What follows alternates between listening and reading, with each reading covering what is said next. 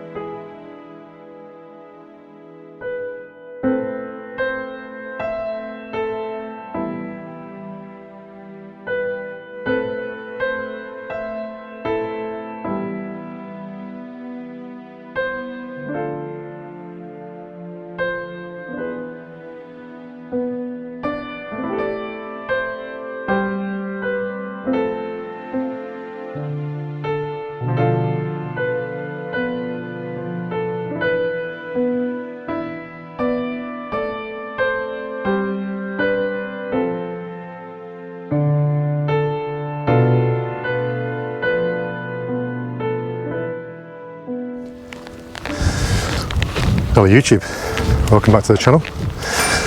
Feels like I've been away for ages. It's only last week I didn't go out. I'm back up on Dartmoor today with a new piece of kit to show you.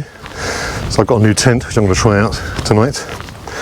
I'm across the west side of Dartmoor, a place I've not really been to before. I'm not far from Barrowtor Reservoir, and I've just left the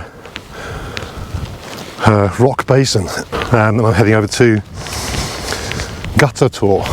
So not been here before, literally just sort of threw a pin on the map and thought, right, let's have a look there. So yeah, I'll take you along, see what it's like.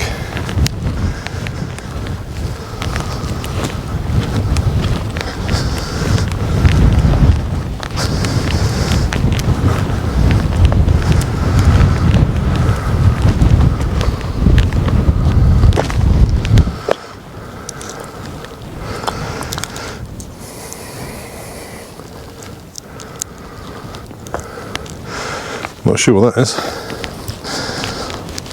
Gutter trig point.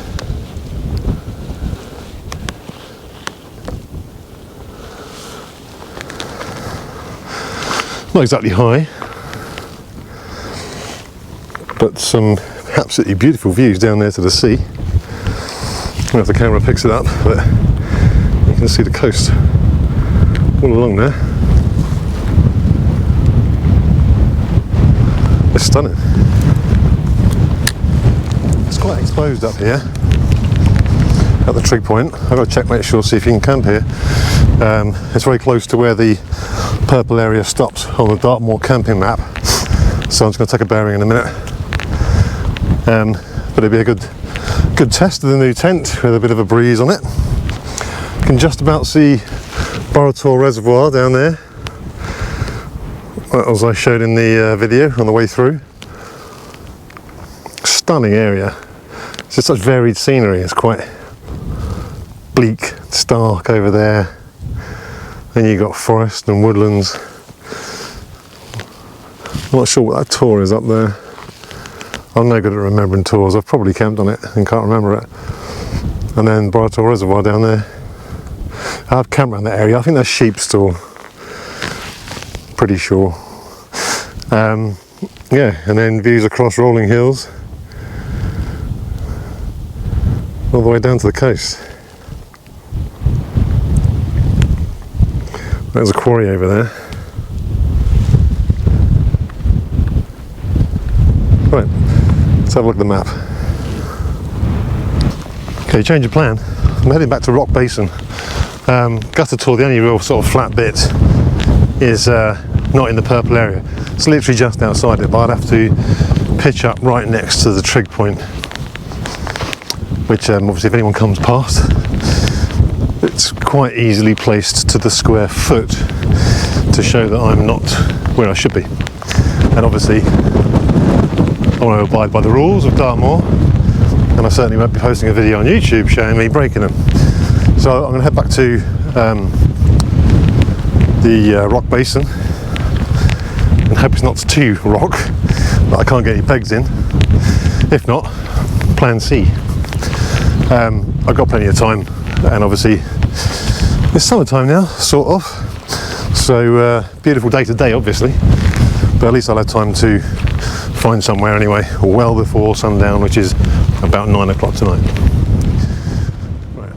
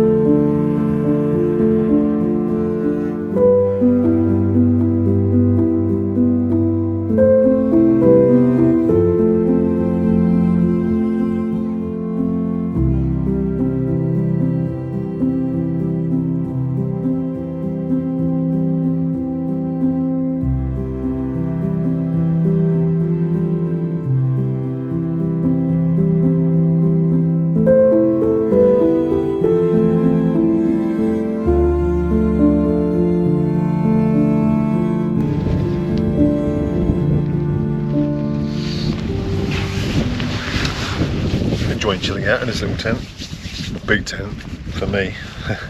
I'm gonna get some food in a minute. It's about 7:20. It just feels so early because it's so sunny. I keep thinking, oh, I must go and do a time lapse of the sunset, but we're hours away from that yet. So I've got a bit cheap. I'm always a bit cheap. It's chicken teriyaki noodles tonight.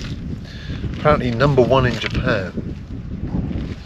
Now I get quite a few viewers from Japan, looking at my statistics. Korea, and for some odd reason, loads from Kuwait. Not sure what that's about. But yeah, if there's anyone watching from Japan, then yeah, tell me if these cup noodles are actually #1 in Japan. Have you heard of them? Or is it just made up in the UK to make it sound nicer? Got to treat myself as well to a pack of Jaffa cakes. That was going to be my pudding, but I've started snacking on them already. The thought was it's quite warm and they might melt, so you know, that's my excuse for noshing back half a bag of Jaffa cakes. Breakfast in the morning, I've got a pot of chocolate fuel porridge. It's quite nice this, I do like it. Again, it's cheap, it's like 75p or something I think. And it doesn't make too bad for breakfast.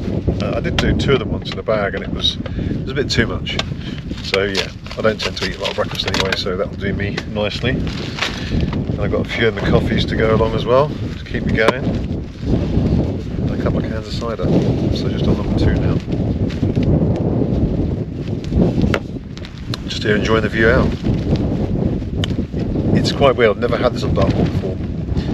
So from my tent, looking out the door, I can actually see the sea from here. So you can see across to the quarry over there, and then behind it, there's quite a large swathe of sea that you can see. Yeah, lovely spot. Never been able to have a sea view out of the tent before. Well, my coastal cliff camps I did, obviously, but not from Dartmoor. Right, I think I might get the cooker on, boil up some water and have my noodles. So just on a side note, my Unigear Campfy P3 mat, which I've got the XL version of, I had this throughout the winter. It has an R value of 2, and it's an ASTM rated, so it's a properly rated mat, as opposed to, you know, Trekology that say it's a 1.6 or something, and it's just not tested or approved by anybody. It's just their rating as a guess. It's never gone down. It's very comfortable. It's not the lightest mat in the world, but it's a big mat. It fits me on it, and it's got a little bit of a pillow at the back, although I put my pillow on it as well. It's wide enough for me. My arms don't fall off the side. It is very comfortable. Unigear contacted me and asked if I wanted to test any of their gear. Annoyingly, after I bought this. So they've sent me out a hammock setup. Weirdly, they've sent it in several different parts, and one of the parts still hasn't turned up yet. But what they did do, they also sent me a Unigear sleeping bag, which is massive. It's really nice, but it's too big for me. And they also sent me another one of these mats, a regular wide, not a long wide. So if anyone's interested, I will probably do a giveaway. It sounds not much to give away at that point, but if I hit 5,000 soon subscribers, I'll do a giveaway. It's not even opened, but it's a great mat, and if anyone is looking for a cheap one, if they want to buy it, well, there's always a link in my description below for a comfortable, cheap budget mat that does have an ASTM R value. So it will suit you in colder weather. It's not, you know, 4 or 5 like some of the 150, 200 pound mats, but if you combine it with a closed cell foam mat, like a Decathlon one like I've got, that's got an R rating of 2, suddenly you're at 4. So for the sake of 40, 50 quid, you're going to be up at the same R value as someone with an X-Therm. So it's a good little mat, and then in the summer you just don't need to bring your closed cell foam mat with it. I have got I'm starting to use this more now, just because of the design of the pack that I'm using. So I'm using the 3F, sorry, the Qidian Pro. Yeah, it's 3FUL Qidian Pro, which has a section for back support in it, because it doesn't come with a frame. It's a frameless pack.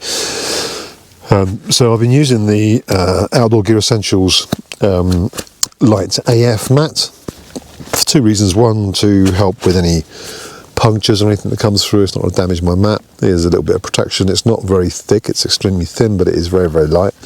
But for the main reason being that it just grips so incredibly well. Even if you're on a slope, your mat is not going to slide. The bottom of the tent will move before your mat moves. And another reason why I didn't bring the footprint out with this, because you'll find the tent actually moves, slides on the footprint as you're moving about inside it. So your mat is sliding the bottom of the tent about. That's how well it grips. Ideally, another mat between the tent and the footprint.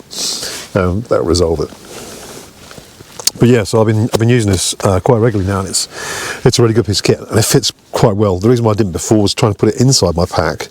It's so grippy, you either can't slide it in past anything, or once you've got it in, you can't slide anything past it. So it just sticks like glue. It's a really, really grippy mat. And that's what it's designed to do. So it works well with the Qidian Pro.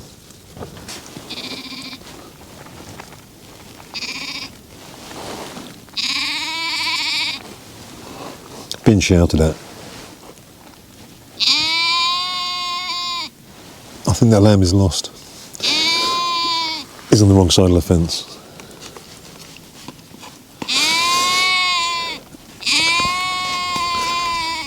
So, cup noodles. I've had these before. Chicken teriyaki is generally my favourite.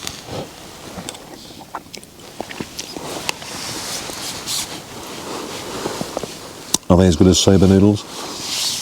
I don't know. They taste absolutely fine. I wouldn't say one's better than the other. Downsides to the pot: it takes up a lot more space in the pack. The soba noodles come in a little packet. But the plus side is, the water goes in here, keeps my pot clean. Whereas the other soba noodles, you put them in your pot, put the water in, boil it, and then you've got to clean the pot out afterwards. So, swings and roundabouts. Which leads me on to the joke of the day. I'm actually still a bit shaken up I was involved in quite a violent mugging earlier on today. But on the plus side, I made a few quid. So swings and roundabouts. It's the best place I find to do it anyway.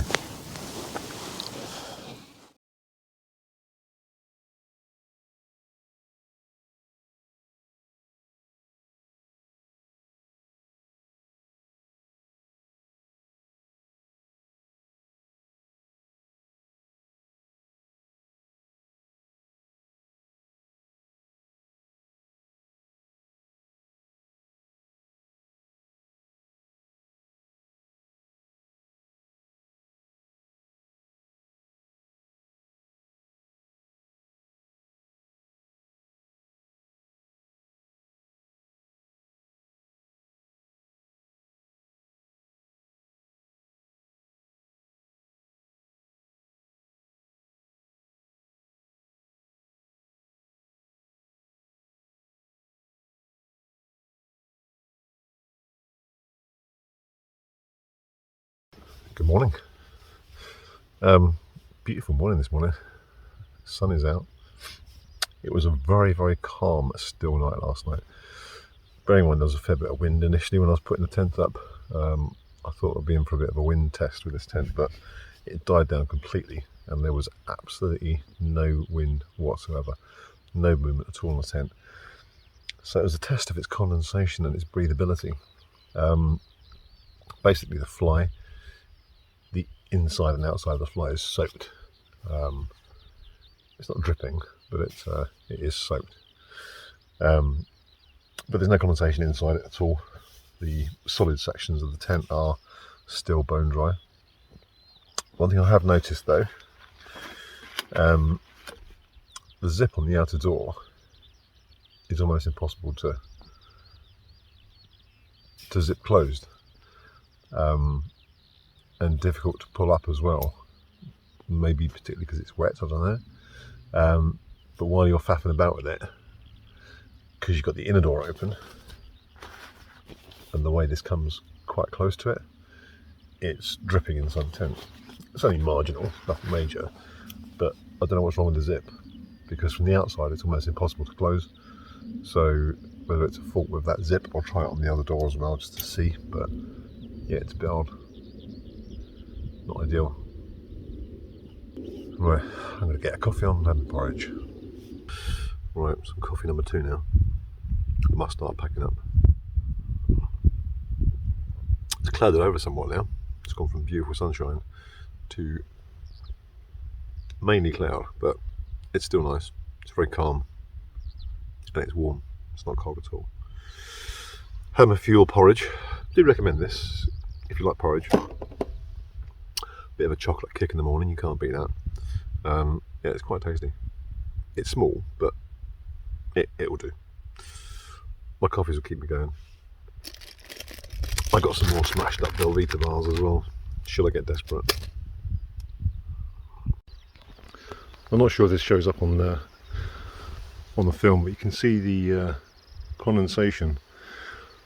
There was so much condensation inside the fly that when I was drying the fly down this morning, it was touching the inner tent, and you can see the water come through on there. If you look at the poles here, they're soaked. So the whole lot